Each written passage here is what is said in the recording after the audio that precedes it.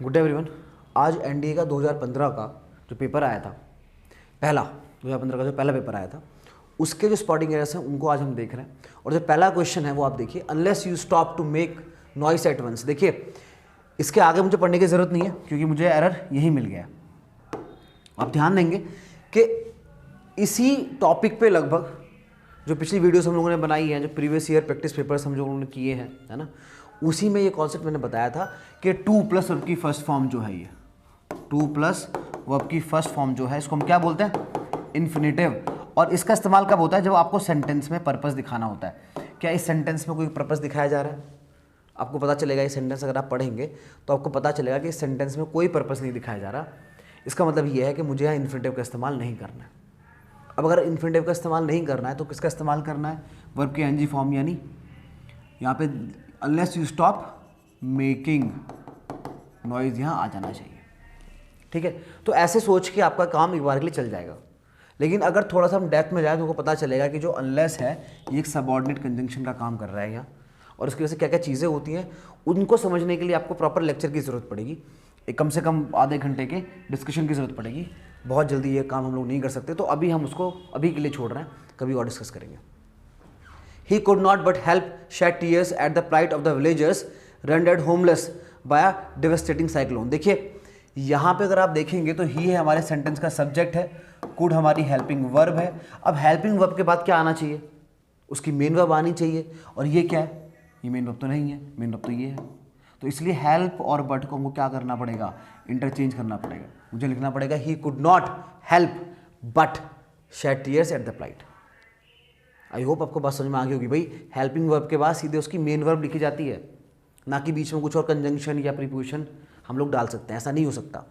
जैसी वर्ब होगी, helping verb होगी, उसके बाद मेन वर्ब होगी, और मेन वर्ब के बाद ऑब्जेक्ट, अगर सेंटेंस में ऑब्जेक्ट है तो।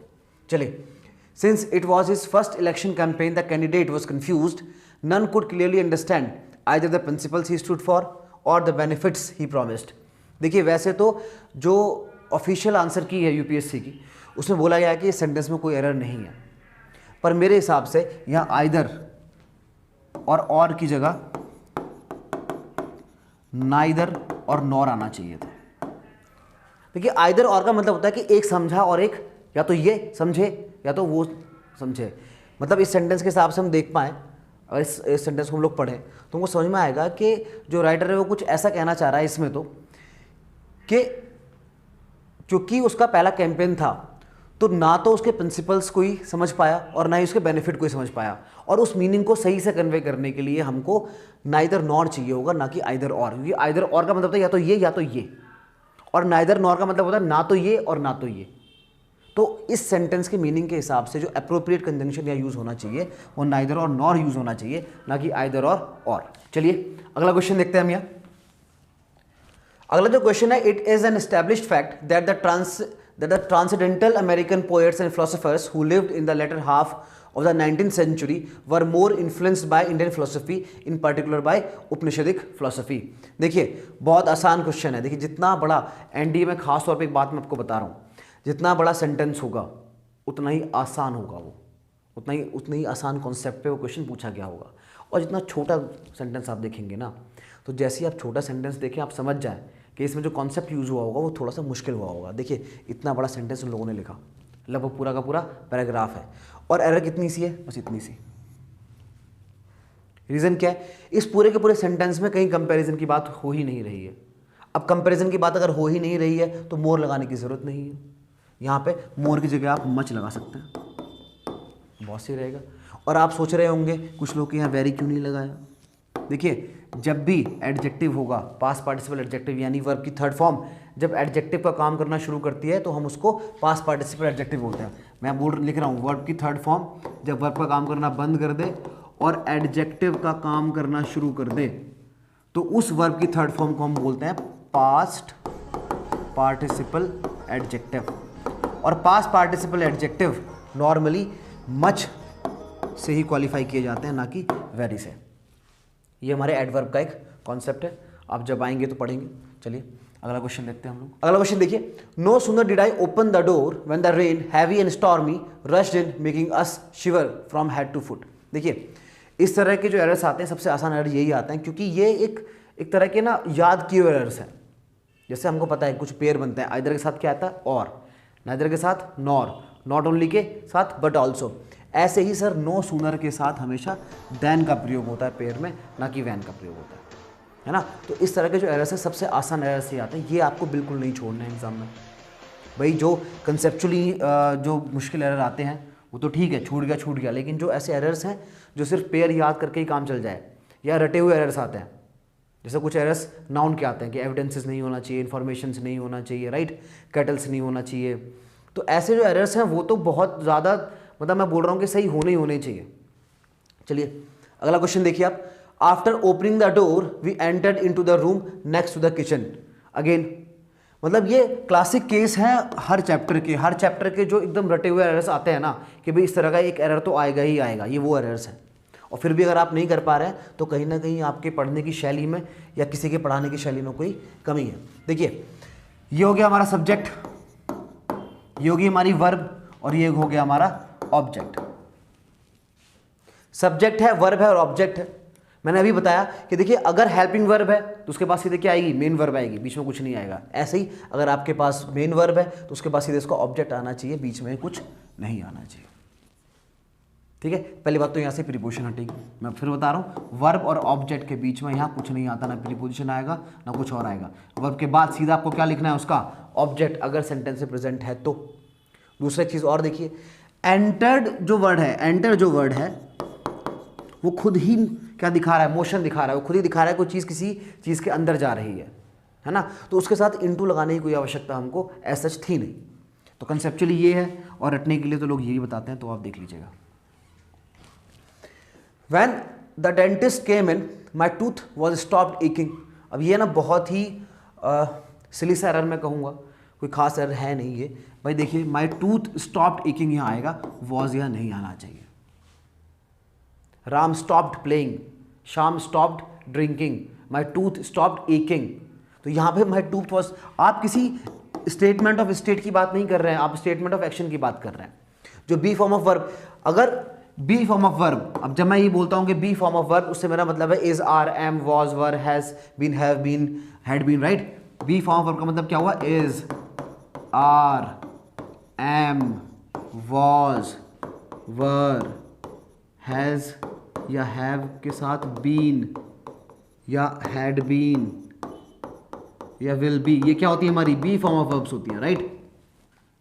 अब बी फॉर्म ऑफ वर्ब के बाद अगर आप वर्ब की थर्ड फॉर्म देख रहे हैं इनके साथ, उसका मतलब ये है कि कहीं ना कहीं वो स्टेटमेंट ऑफ स्टेट बनाने की कोशिश कर रहा है। जैसे द मार्केट इज क्लोज्ड, ये अवस्था की बात हो रही है, स्टेटमेंट ऑफ स्टेट की बात हो रही है, बाजार आज बंद है, एक्शन की बात नहीं हो रही है।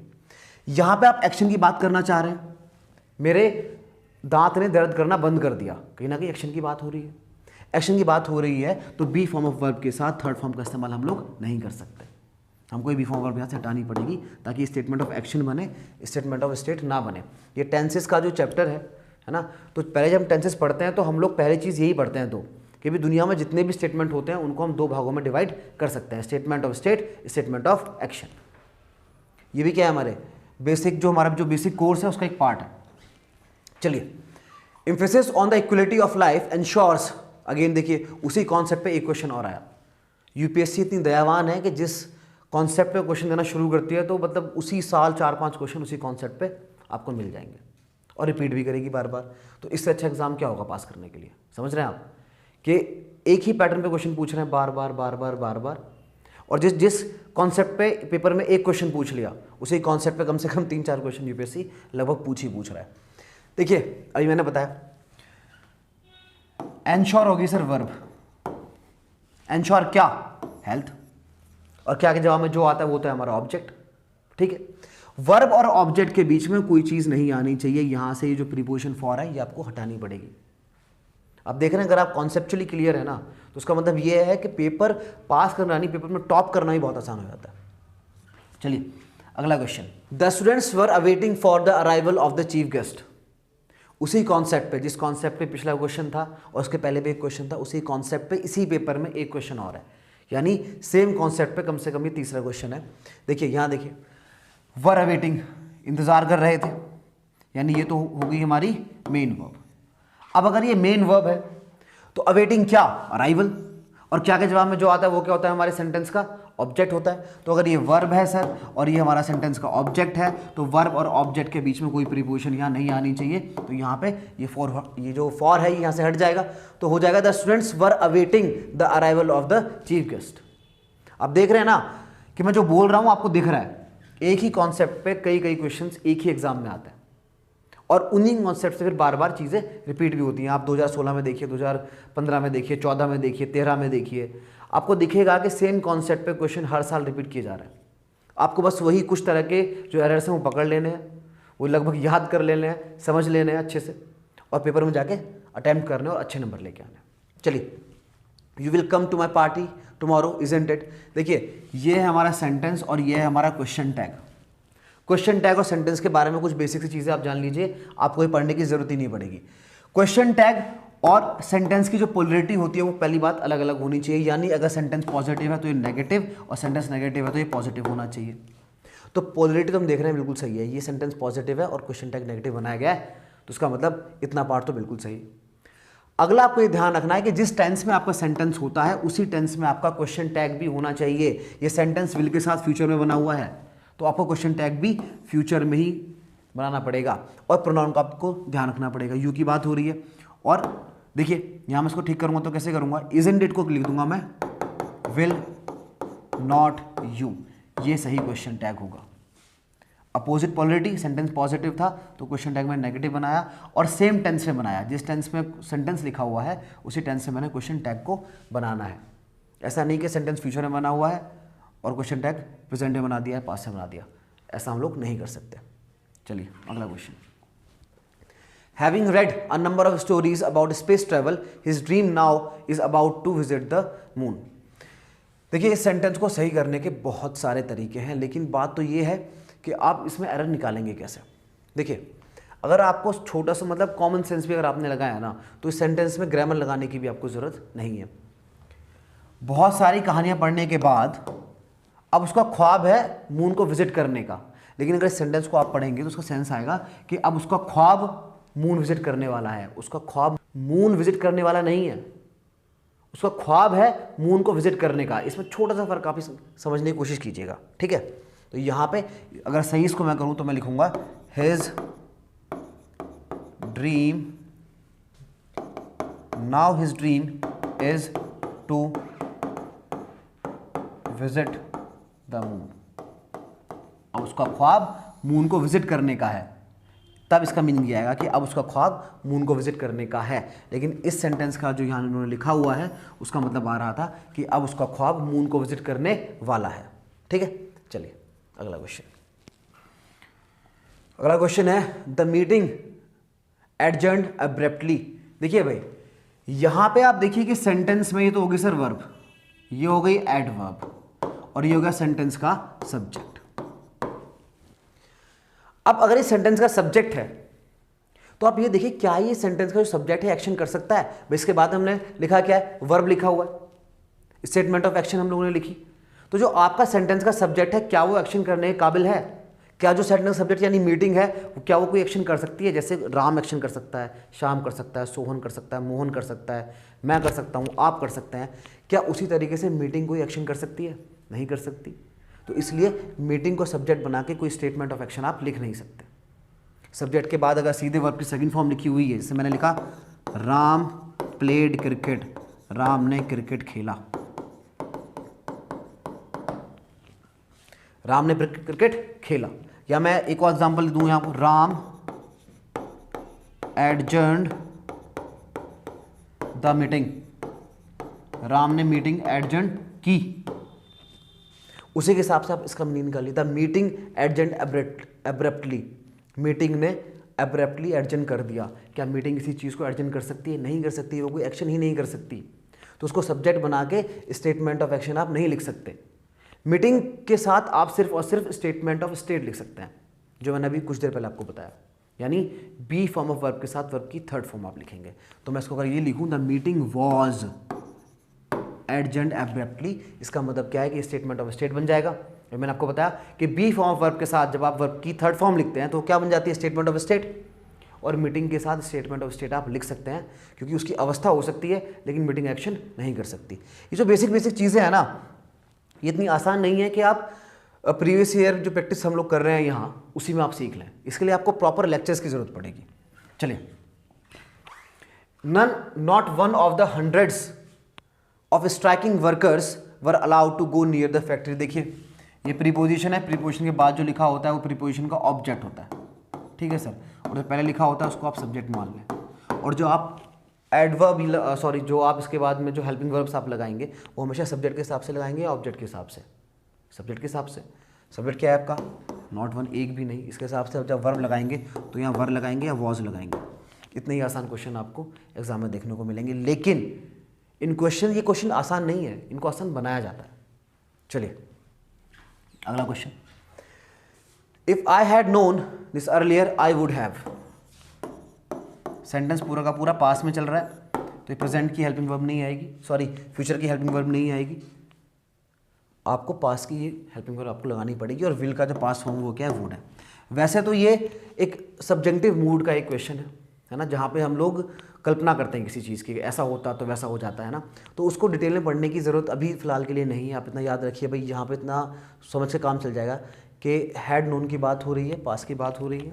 अगर पास की बात हो रही है तो उस ऐसे स्टेटमेंट में हम लोग फ्यूचर की किसी हेल्पिंग वर्ब का इस्तेमाल नहीं कर सकते, पास की हेल्पिंग वर्ब का इस्तेमाल करना पड़ेगा। तो विल का पास फॉर्म क्या होता है? वुड होता है, बस हमने लगा दिया, ठीक है। लेकिन subjective mood again detail discussion आपको चाहिए। चलिए अगला क्वेश्चन है, अगला और आखिरी क्वेश्चन है, Mrs Smith was accused for murder. देखिए अक्यूज एक वर्ब है जिसके साथ अगर प्रीपोजिशन लगानी है तो ऑफ आती है, जब फॉर नहीं आती। ये प्रीपोजिशन का एक पार्ट है। चलिए आप देख रहे हैं जैसे जैसे हम लोग पेपर प्रैक्टिस में आगे जा रहे हैं, जैसे जैसे हम लोग प्रीवियस ईयर क्वेश्चन पेपर्स को सॉल्व करते जा रहे हैं, आप कुछ चीज़ें खास तौर पर रियलाइज़ कर रहे होंगे। जैसे पेपर में जो क्वेश्चन आते हैं वो बार बार रिपीट होते हैं। एक ही पेपर में कम से कम 3-4 क्वेश्चन सिमिलर कॉन्सेप्ट पे पूछे जाते हैं। तो मैं आपको एडवाइस कर रहा हूँ, आपको सलाह दे रहा हूँ कि जो प्रीवियस ईयर के जो क्वेश्चन पेपर्स हैं काइंडली आप उनको रिवाइज कर लें थॉरली। इनफैक्ट ग्रामर तो आप छोड़िए, वोकैबलरी के जो आपके एंटोनिम्स आएंगे, सिनोनिम्स आएंगे, वो भी रिपीटेडली पूछे जाते हैं। वही सेम वर्ड्स वो बार बार पूछेगा आपसे। तो I am advising you people again कि काइंडली घर जाइए और जो पीछे जो एनडीए के जितने पेपर्स हैं, चाहे 2016, 2010 से लेकर और 2020 तक के, तो कम से कम आप कर लीजिए, है ना, और it will help you lot, I am sure about it. चलिए good day. Dehradun Defense Academy, where excellence is the only aim.